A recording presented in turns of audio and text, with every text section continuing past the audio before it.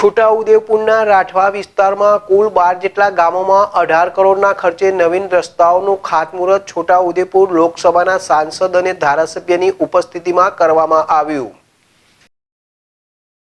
છોટાઉદેપુર વિધાનસભા મત વિસ્તારમાં સમાવિષ્ટ છોટાઉદેપુર તાલુકાના રાઠ વિસ્તારમાં કુલ 12 જેટલા ગામોમાં 18 કરોડના ખર્ચે નવીન રસ્તાઓનું ખાતમુહૂર્ત છોટાઉદેપુર લોકસભાના સંસદ અને ધારાસભ્યની ઉપસ્થિતિમાં કરવામાં આવ્યું હતું। છોટાઉદેપુર વિધાનસભાના ધારાસભ્ય રાજેન્દ્રસિંહ રાઠવા અને લોકસભાના સંસદ જસુભાઈ રાઠવાની રજૂઆતના પગલે રાજ્ય સરકાર દ્વારા છોટાઉદેપુર વિધાનસભા મત વિસ્તારમાં કરોડોના વિકાસના કામોની મંજૂરી આપવામાં આવી છે। તેના પગલે છોટાઉદેપુર વિધાનસભા મત વિસ્તારમાં સમાવેશ છોટાઉદેપુર અને રાઠ વિસ્તારના વિવિધ ગામો જેવા કે જૂના Udepur approach road, Manka approach road, ખોસથી જૂના Udepur road, EVM strong room, Runvad approach road, Surkheda Jaduli Fariya road, Ambali Fariya approach road, મોટી સટલીથી સાજનપુર MP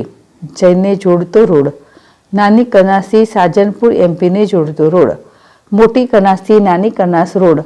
ખડખડ approach road, Tunda Vedgam road, Bodgam approach road, Tunda Bodgam Rijda MP રોડની કામગીરીનું ખાતમુહૂર્ત છોટાઉદેપુર લોકસભાના સંસદ જસુભાઈ રાઠવા અને ધારાસભ્ય રાજેન્દ્રસિંહ રાઠવાની ઉપસ્થિતિમાં કરવામાં આવ્યું હતું।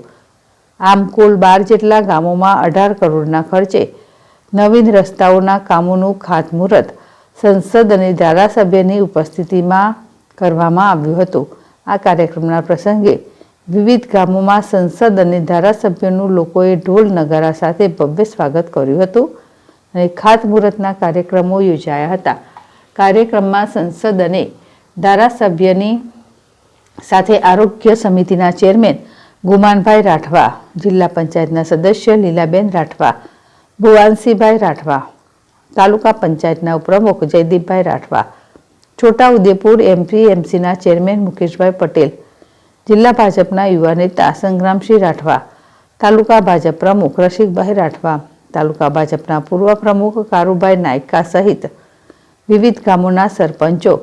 તાલુકા પંચાયતના સદસ્યો અને ખૂબ મોટી સંખ્યામાં લોકો ઉપસ્થિત રહ્યા હતા